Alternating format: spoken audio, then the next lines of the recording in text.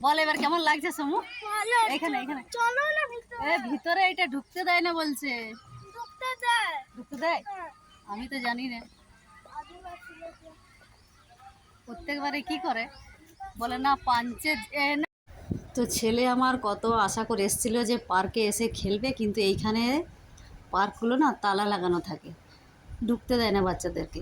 হয়তো বাচ্চারা মানে ঢুকলে নষ্ট করে দেবে যে গাছ ফাছগুলো আছে, মানে এত সুন্দর খেলার জায়গা আছে কিন্তু ঢুকতে দেয় না বলে কেমন করছে দেখো। তো এদিকে একটা চলো জায়গা আছে, এখানে বিশাল বড় একটা সাপ আছে গাছের মধ্যে। তো চলো তোমাদেরকে দেখাই। আগে এখানে কয়েকটা ফটো তুলে নিচ্ছিলাম, আর এদিকটাই দেখো সবাই ফটো তুলছে। এই দেখো এই জায়গাটাতে আমরা বেশিরভাগ ফটো তুলেছিলাম। তো এখানে দাঁড়া।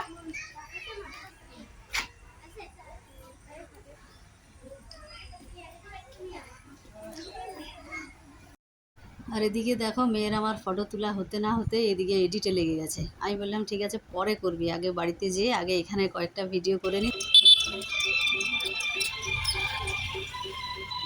চলো কত বড় একটা সাপ আছে, তোমাদের সাপ দেখেছিস? দেখেছিস? চলো কত বড় একটা সাপ আছে, তোমাকে সাপটা দেখো। এই দেখো কত বড় সাপটা দেখো খালি। দেখছো ওই সাপটা মাটির সাপ কি খাচ্ছে? অজগর সাপ গাছের মধ্যে দেখো।